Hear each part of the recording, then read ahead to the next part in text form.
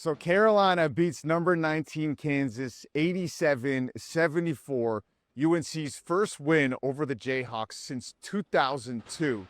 So yeah, it is historic and it is significant because for Hubert Davis, this was a pivotal year, and it seems fitting, right, that his first season he plays Kansas, loses to Kansas in the national championship, and has kind of struggled to recapture that same amount of magic, same amount of success ever since. And we knew going into this season that it was going to be a different year, that it was going to be a pivotal year for Davis, who was starting to feel the heat last season after barely getting into the tournament, struggling in the non-conference, which started in these kind of games early in the season last year. They lose to Kansas by 3 early on. They lose to teams like Michigan State, Auburn, get crushed by Alabama in this very own building. And those were the kind of red flags that you saw the rest of the year, where 1-12 in quad one games that were never really able to make up the ground. That team was undersized, never really seemed to fit despite some talented pieces. And this year they come in with the GM, Jim Tanner.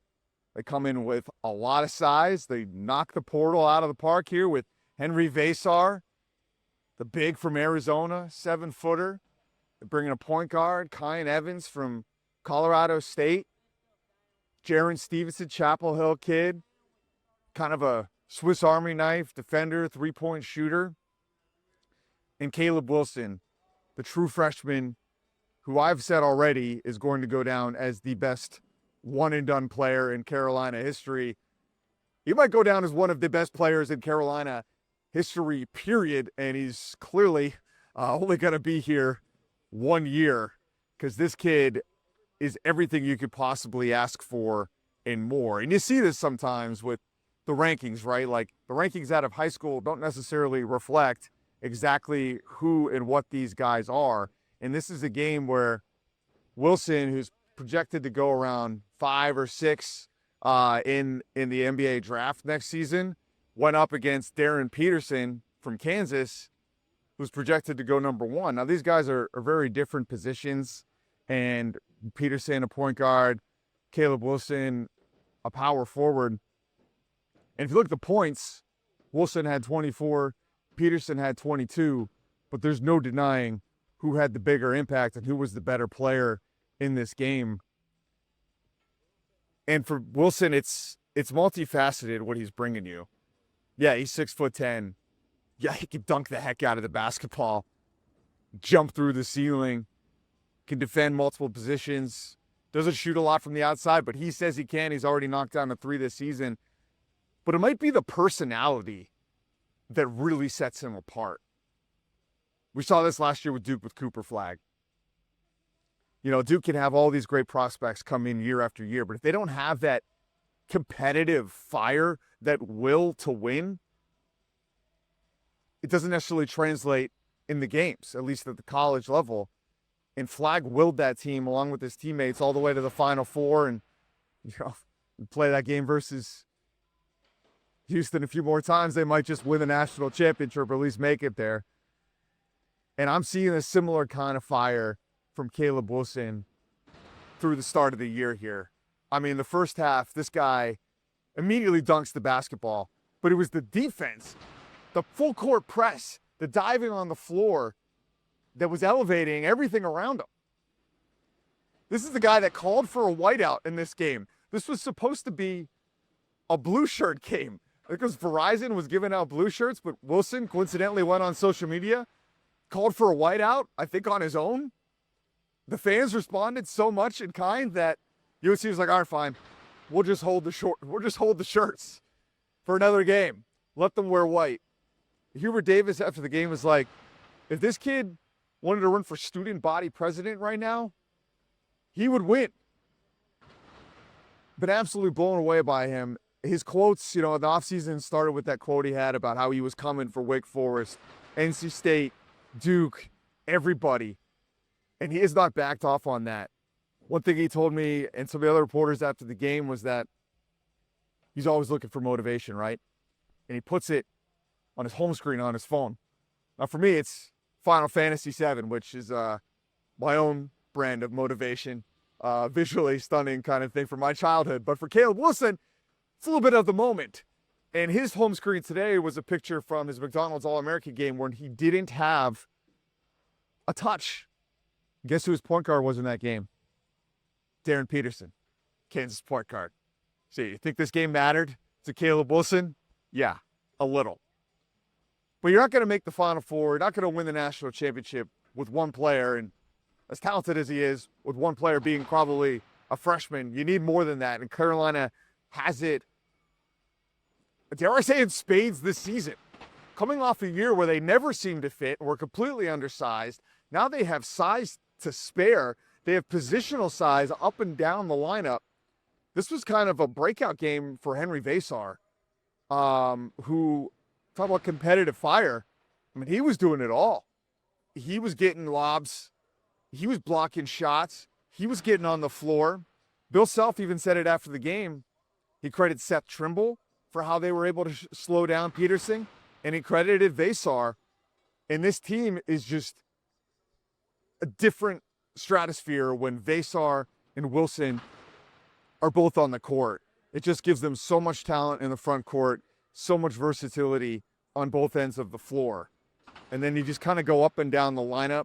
Jaren Stevenson always probably going to be an unsung hero kind of guy. But when you're 6'10", and can do what he could do, he's making an impact even if you don't see it in the score sheet.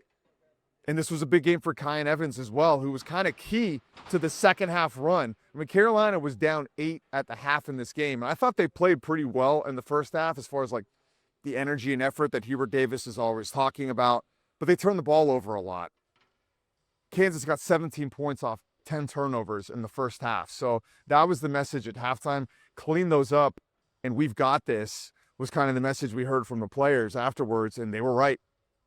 And Kyan Evans was instrumental in that run, knocking down a few threes.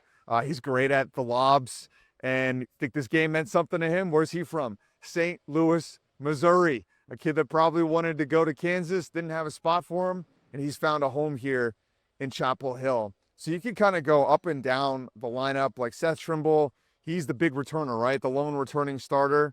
He's the leader. And I was asking him after the game, like, and Seth, who had 17 points in this one, a great performance from him as well, especially in the second half. I was like, Seth, you've been on so many of these Carolina teams under Hubert Davis that just can't seem to find it. You know, that can't seem to find the energy required, the effort required, the competitiveness level required. And he was like, yeah, I mean, it's amazing. Like, we push each other, we wake each other up. You know, I don't have to go out there looking for people to respond. Like, we're getting it from each other. So these are things to me.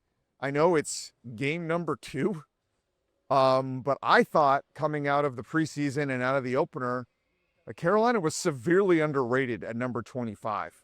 I said it on our podcast last week. And I understand the AP voters wanting to dock Carolina, right? Like, this is a team that was, number 1 in the country after they made the national championship. They didn't make the tournament. They've underperformed really ever since then under Hubert Davis, especially relative to preseason expectations. So I don't blame the voters for having a little bit of a wait-and-see approach. But once I saw in the preseason and I saw them in game 1, I knew they were underrated.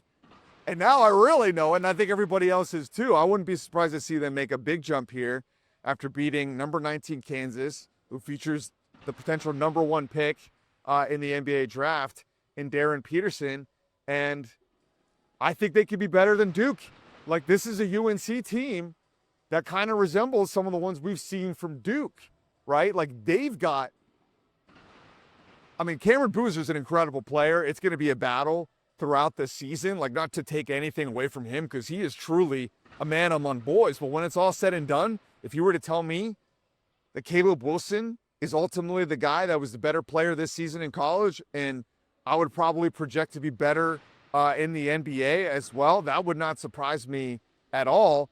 And I just look at these teams, I think UNC overall is maybe a little bit bigger and maybe a little bit more versatile, but Duke's young.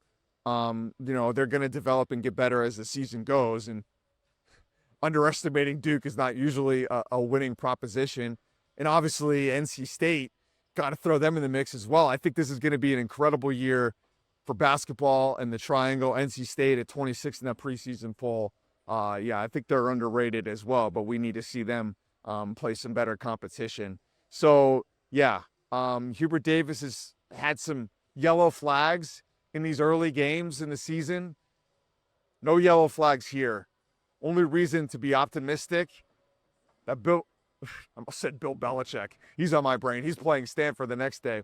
But that Hubert Davis could get this team back to where everybody hoped they could be.